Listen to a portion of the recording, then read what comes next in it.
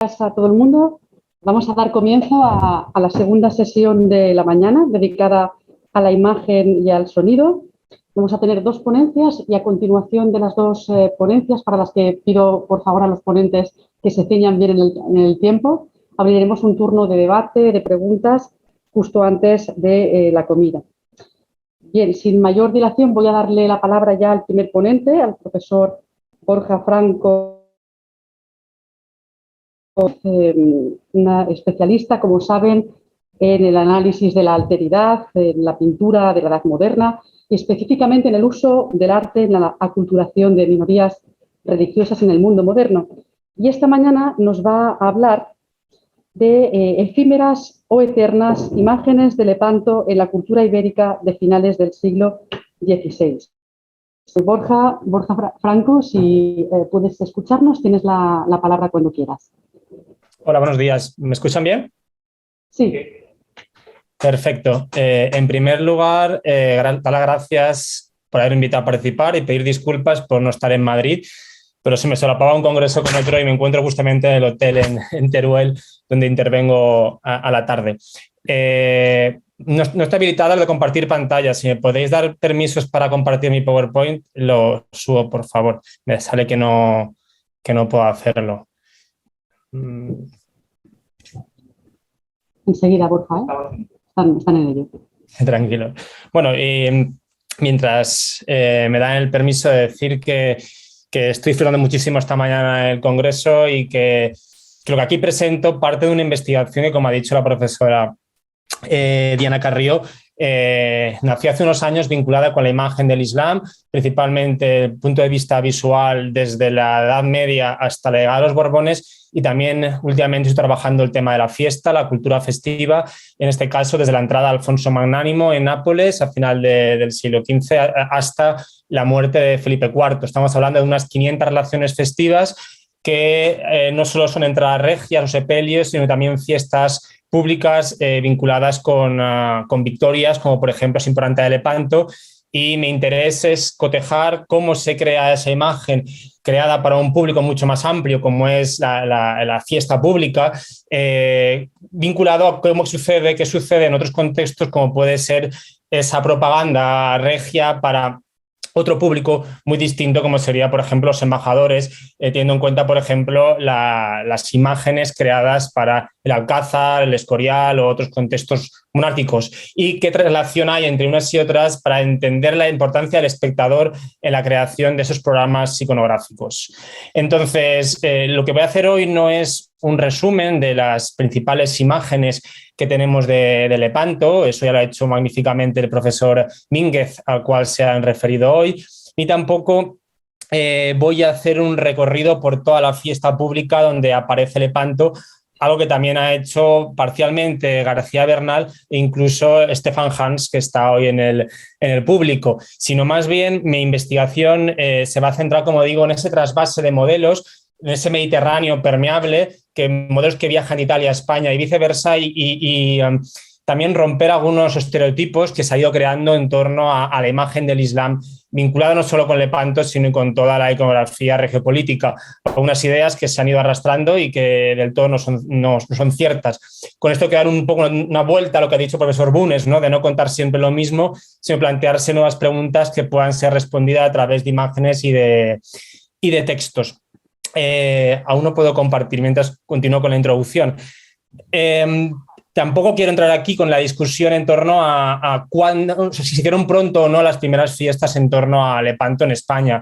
Hay una discusión muy grande que engloba como dos facciones, aquella, por ejemplo, encabezada por Mulcahy, que defiende que se retrasaron muchísimo esas fiestas, que fue justamente el nacimiento del hijo de Felipe II lo que produjo realmente la celebración, porque el rey se encontraba un poco preocupado por cómo la imagen de su hermanastro, don Juan de Austria, estaba subiendo la popularidad entre todos los estratos de la sociedad, y por eso no quiso festejarla. Y una segunda, más reciente, encabezada entre otros por el citado Hans, un artículo publicado en un libro, Lepanto and Beyond, así como su tesis doctoral, en la cual habla de la relatividad de esta tardanza y cómo realmente es algo muy anecdótico, sino que el rey sí que está a favor de dicha celebración, y realmente hablamos de un par de meses en que se hiciera la primera grande en España, particularmente en Madrid. Bueno, sigo sin poder compartir. Lo digo por si Borja, lo veis que sí. Discúlpanos, vamos a tener que proyectar la presentación desde un ordenador que está en la sala para que lo puedan ver los asistentes.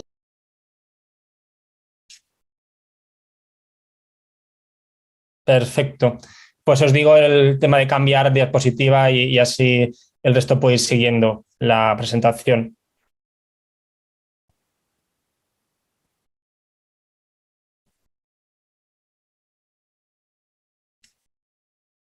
Si en un momento se me va la conexión, me lo decís. Espero que aguante. Hasta ahora ha aguantado toda la mañana sin ningún problema.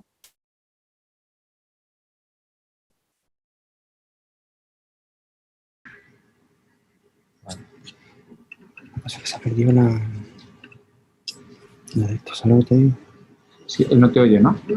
Es que no abre la... Antes se veía el PowerPoint, tenía ese bajo. Y ha aparecido el modo presentación.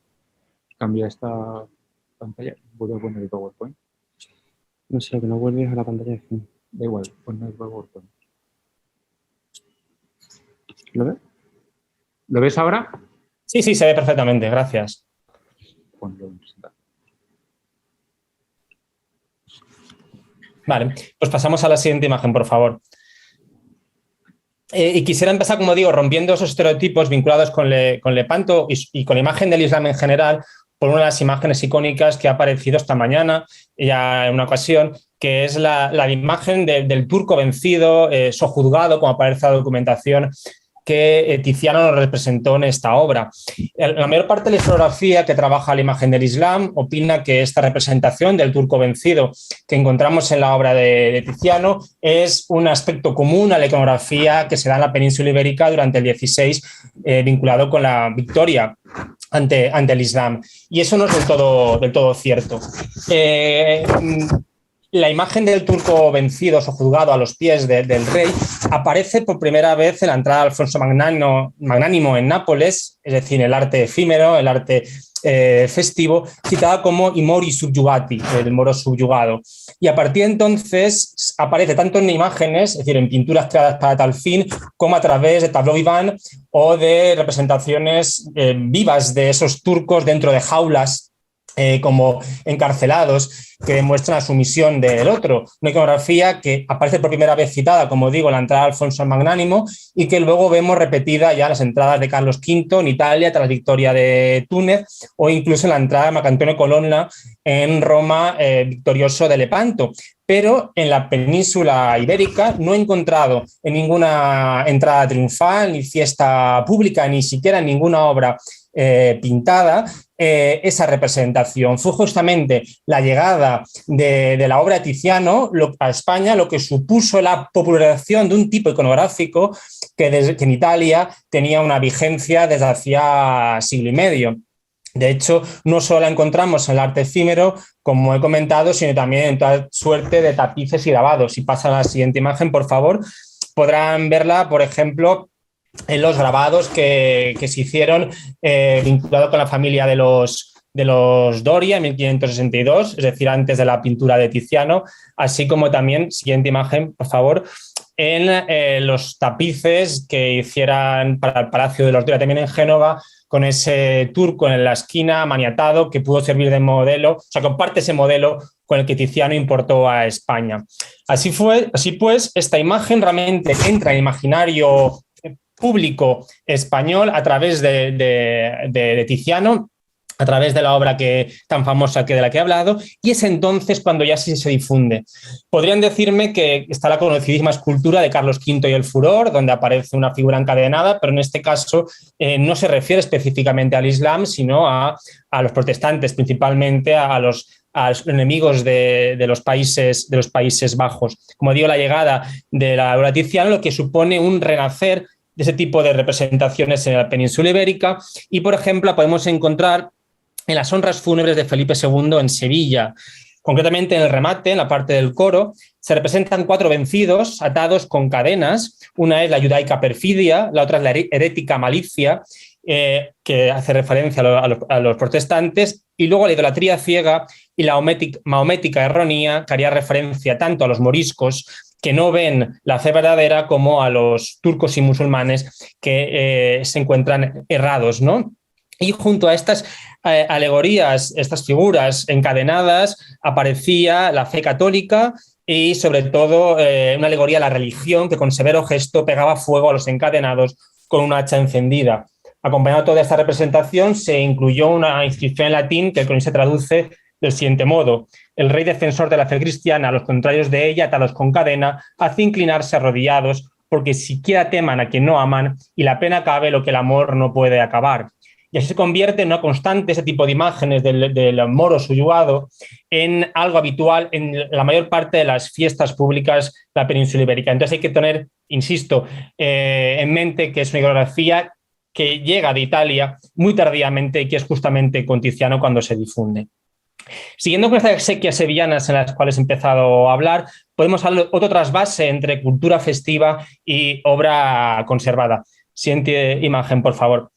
En este programa dedicado a Felipe II, tras su muerte, encontramos una serie de pinturas de batalla, de pintura de guerra, donde se exalta su figura, y hay 2 dedicadas a Lepanto, que pueden ver con los números 41 y 43 en las imágenes, justo a la derecha de esta parte de las honras fúnebres. Una estructura bipartita que ya se había visto, por ejemplo, en los estandartes festivos que desfilaron por las calles de Sevilla con motivo de la celebración del triunfo cristiano en enero de 1572.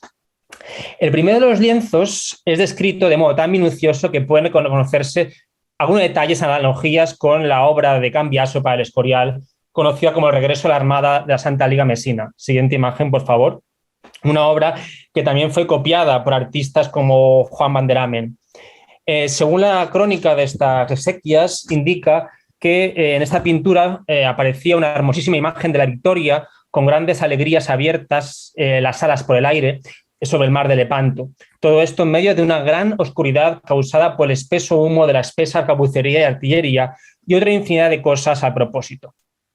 La distribución de las tropas, además explicada en detalle en esta narración de las exequias, incluyendo cuáles fueron las insignias de los nobles participantes, el modo en que destruían el escuadrón turco y la posición de cada barco. De hecho, la crítica del cronista es muy positiva ante esta pintura de artista desconocido, y es citada como cuadro dignísimo de ser visto y notado por su extremado dibujo y compostura, variedad y con gran número de figuras que contenía. La descripción de Collado, el cronista, encaja a la perfección con la obra de Cambiaso, como digo, realizada para el Escorial, y también con modelos anteriores, como pueden ser los frescos del peinador de la reina de la Alhambra de Granada, por el tema de distribución de las tropas. Así pues, lo que estamos viendo aquí es que una imagen que fue creada para un contexto privado, entre comillas, porque obviamente era visto por embajadores y nobles que acudían al Escorial o al Alcázar o tenían acceso a las dependencias de la Alhambra, se popularizó gracias a las exequias de Felipe II en Sevilla, y a partir de entonces también es copiado y difundido y aparece en otras narraciones festivas posteriores. Por lo tanto, vemos otro trasvase de lo creado para perdurar, como es la obra de Cambiaso o las pinturas del peinador de la reina, con obras creadas para contextos públicos que sirvieran para la difusión de la victoria y del poder de Felipe II. De hecho, no es el único caso que nos sucede algo así, aunque en sentido contrario. La siguiente imagen, por favor. En el mismo catafalco de Felipe II encontramos también una descripción de la toma del Peñón de Vélez, que es lo que ven al fondo con el número 42 en el PowerPoint.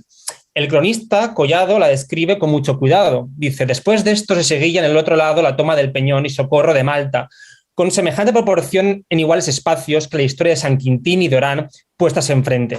Estaba el Peñón de Vélez monteado tan al vivo, y sus mares y armada real de galeras y navíos también designados, y con tanta furia y propiedad que las galeras parecían romper las aguas con sus ramos, y los navíos ir a la vela, y los soldados seguir por tierra con banderas y dar el asalto. Víase el peligro de las vidas a que se ofrecían trepando por las peñas y ásperas subidas por la fe y religión, celo cristiano y castigo de tantos piratas y corsarios como encubría y guarecía esta fuerza. Y continúa explicando, diciendo que es una obra de un gran pincel que con mi pluma no podría hacer honor a la belleza de esta pintura. Lo interesante es que podemos relacionar esta pequeña escena del asedio de Vélez y del Peñón, que aparece en las exequias fúnebres, con una obra atribuida a Carducho que tienen justo en el centro de la composición, a Vicente Carducho, que se conserva en la Academia de San Fernando, que estamos trabajando Cristel Baskins y yo ahora, y saldrá, esperemos, publicada en un estudio, en un libro en Brepols. Se puede ver que son casi modelos idénticos, aparece la imagen orientada verticalmente con dos regiones distintas, una vista de pájaro de fondo que se ha adaptado a los mapas de noticias que circularon inmediatamente después del asedio, mientras que el primer plano consiste en una colina a la izquierda, soldados y cañones a la altura de los ojos del espectador.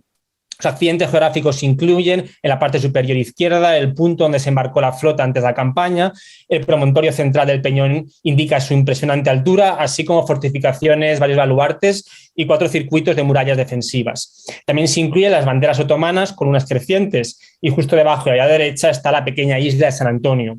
Los numerosos barcos que rodean el Peñón dan la impresión de una armada insuperable.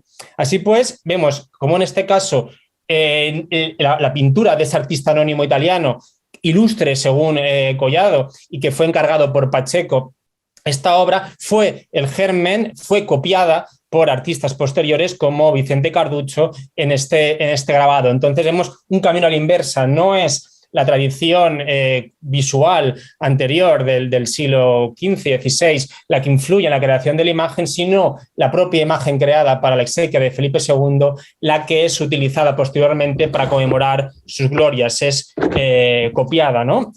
La importancia de estas fórmulas narrativas que sirven de advertencia para los enemigos, como ya decía Jonathan Brown, una narrativa que tiene el trasfondo ideológico claro con Felipe II y quiere insistir en que el monarca no solo poseía el ejército más poderoso de Europa, sino que podía conseguir victorias bélicas al nivel de su padre. O también, como insiste Eliot, esta necesidad de mostrar a través de 16 paneles pintados del túmulo, mostrar de la forma más fiel esa lucha contra el Islam, que justificaría la asunción de la misión imperial de la defensa de la cristiandad frente al Islam por parte de Felipe II, pese a no haber heredado el título de emperador. Y volvemos al segundo lienzo dedicado a Lepanto en estas honras fúnebres. Siguiente imagen, por favor, que me parece también muy, muy interesante. En ella, el cronista nos indica que se pintó una mujer en traje morisco, con turbante en su cabeza, caída hacia un lado, de gesto tristísimo, asentada sobre remeros de armas y pedazos de navíos, galeras y en los cuales había escudos, cimitarras, arcos, alabas, escopetas y alfanjes, sanos y quebrados, de las que había gran copia y confusión. Tenía la mano en la mejilla y muchos turcos alrededor de ella, mostrando en sus semblanzas tristeza y cautiverio, unos maniatados y otros sueltos. También se veían allá 2 mancebos de señorial aspecto, aunque tristes, hijos de Baksá, con un turco anciano a su lado, venerable, y al contrario parecían nuestros capitanes muy contentos con hábitos de todas las órdenes de estos reinos y de estas señorías que los tienen por particular. Y continúa insistiendo con todos los escudos que se aparecen allí. Realmente la cantidad de escudos que describe la obra de Collado no se plasma en esta pintura, es una simplificación de la narración o viceversa, pero no vemos tanta variedad como indica, pero nos interesa la figura que se encuentra en el centro, que viene descrita como vestida a la turca, que pone la mano en la cabeza y que se encuentra triste. Nos interesa porque encaja a la perfección con 2 motivos iconográficos. Uno, con el de la alegoría de la melancolía, que mucho más tarde Cesare Ripa difunde en la segunda edición de su libro de iconología, como una mujer sentada apesadumbrada, y que en el fondo podría representar, obviamente, la tristeza que tiene el pueblo africano por la pérdida de sus territorios y bajo la imposición de la Liga Santa. y también encaja con otra alegoría que va pululando por todas las exequias y por todas las fiestas públicas de los Austrias, como la alegoría de África. La África sometida, que encima en el caso de Sevilla viene descrita en las exequias como no África victa, como aparece, por ejemplo, en las exequias de Carlos V, en otras de Felipe II, sino África devicta, es decir, que es no solo vencida, sino sometida y subyugada, ¿no? De hecho, siguiente imagen, por favor. Si no, de hecho, también estas mismas imágenes de África vencida están justo al lado de la obra que estamos trabajando. A la derecha tienen la imagen de África con el elefante, con la mano en la cabeza y con un turbante, y a la izquierda tienen la de Asia. Era habitual en las exequias, como ahora hablaremos, la aparición de las 4 partes del mundo, como las 4 partes del mundo sometido por Felipe II. Entonces hay que estas 2 imágenes, la de África devicta y la pintura que representa las consecuencias de la guerra de Lepanto, deben ser leídas en paralelo como una alegoría del poder de Felipe II. Para entender la importancia y la interpretación de la lectura conjunta de estas 2 imágenes, debemos hacer un breve recorrido a cómo se representaba África en otros contextos de fiesta pública.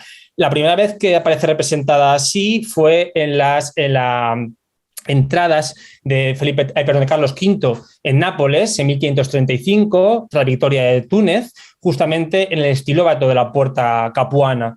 Y a partir de entonces lo vemos en Florencia, en Roma y en Génova. Esta figura suele llevar estos elefantes por vinculación con la provincia a la cual se refiere, y el lamento viene descrito de 2 maneras en las exequias y en las entradas triunfales. Unas veces hablan del lamento por la pérdida de los territorios. África llora porque está siendo sometida, que sería un poco el significado que podríamos darle en la pintura de Lepanto de las exequias de Felipe II, pero también encontramos en otros contextos en los cuales África no llora tanto por estar sometida, sino llora por la muerte de un rey que está encargándose de convertir y de cristianizar a las personas que se encuentran en ese territorio. Una idea que principalmente se da durante el reinado de Felipe II. Esta relación del llanto de África vinculado con la evangelización y la conversión, no solo de los norteafricanos, sino incluso también de los asiáticos, tiene especial atención, como digo, en las exequias del segundo de ellos. De hecho, por ejemplo, en las honras fúnebres en Santa María Novella en Florencia se leía: dall'altro canto era l'Africa che il novello re invitava a soccorrerla per dare la fede dei popoli al vero Dio e i popoli a ritenere per se stesso. Es decir, la idea de un rey que defendió la fe y llevó a la conversión, que también podemos, por ejemplo, ver en las exequias de Chieti, Alcalá de Henares y Zaragoza, por citar 2 exequias más en territorio peninsular. Una figura de África que aparece sobre trofeos de guerra y escudos que son descritos como dulces premios de la batalla y que no sirven más que para resaltar el poder de Felipe II en ese territorio. Y quería también hacer otra reflexión en torno a esta alegoría que está vinculada con la figura de la mujer triste de la segunda pintura de Lepanto en la manera del vestido. La mayor parte de los investigadores que se han centrado en el estudio de las 4 partes del mundo han descrito África como un territorio representado de manera muy distinta a lo que vemos aquí. Siguiente imagen, por favor. Aquellos que han trabajado grabados flamencos o han trabajado cartografía nos dicen que África debía ser representada como semidesnuda, con rasgos negroides, fíjense en los labios que nos recuerdan un poco al tipo étnico de etíopes y de ciertos lugares del norte de África, y que esta es la manera canónica. Y aparte se ha difundido que esta es el modo en que debe ser leída la alegoría de África. Y esto es una manera de estereotipar bastante nociva, porque justamente en territorio hispánico e italiano no es nada habitual encontrar este tipo de alegorías de África de este modo. De hecho, la primera vez que aparece representada de esta guisa es las exequias fúnebres de Felipe III en Roma, es decir, muy tarde, ya hablamos de 1622. Hasta entonces se representa al modo que vemos en las exequias de Felipe II en Sevilla. Siguiente imagen, por favor. en la cual viste a la morisca tal como aparece también en el segundo lienzo dedicado a la Victoria de Lepanto, con un turbante y con una especie de albornoz y túnica holgada de terciopelo, damasco o seda. Una manera de representar, como digo, típicamente hispánica e italiana. Encontramos en Chieti, encontramos también en Florencia, donde en lugar de decir que portaba un vestido a la morisca, dice que era una figura que psicopriva el viso, es decir, se tapaba la cara, que nos recuerda un poco a la Almalafa, y mi interpretación está vinculada en que realmente lo que intentaban los ideólogos de estos programas era hacer comprensible las imágenes que tenían en estas honras o en estas fiestas públicas. Era hacer comprensible un mensaje para la tradición hispánica e italiana. Vestir a la morisca era una denominación que desde la Edad Media venía utilizándose en la documentación y que hacía referencia a un modo de vestido muy específico, enraizado en la tradición andalusí, y que fue asumida también por los cristianos viejos, ¿no? Isabel la Católica vestía a la morisca. Entonces, esto quiere decir que se elige un tipo de imágenes mucho más accesibles que encajaran con esa idea de propaganda regia, de hacer visible a todos ese poder, y que nada tiene que ver con lo que estaba pasando en los Países Bajos. Este es el problema principal de estereotipar y de pensar que un esquema iconográfico que sirve para un contexto es universalizable, como también sucede con el tema del moro subyugado, que el modelo que Tiziano difundió era el habitual, cuando en la península ibérica no lo encontramos hasta su llegada. Con todo ello, lo que he querido aquí, de manera muy rápida, porque estamos con retraso, es reflexionar cómo se conforma el imaginario de Lepanto, reflexionar la necesidad de estudiar cada caso de estudio, cada contexto, para no importar esquemas metodológicos que no funcionan en ciertos lugares, diferenciar también la importancia de los contextos y la fluidez de esos contextos, de cómo las imágenes creadas para un contexto más nobiliario, regio, trasvasan al mundo de la fiesta pública, y a veces es viceversa, como el Mediterráneo, un espacio permeable de figuras de la alteridad, y que debemos de dejar ya de pensar que existe una única imagen del turco, una única imagen de Lepanto, una única imagen de África dicta, y pensar que existen múltiples maneras de representar esa propaganda política de lo que dijo Cervantes fue la más alta ocasión que vieron los siglos. Muchas gracias.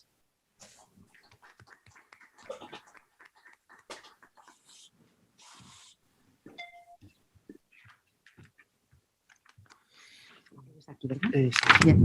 Muchas gracias, Borja Franco, por esta magnífica conferencia.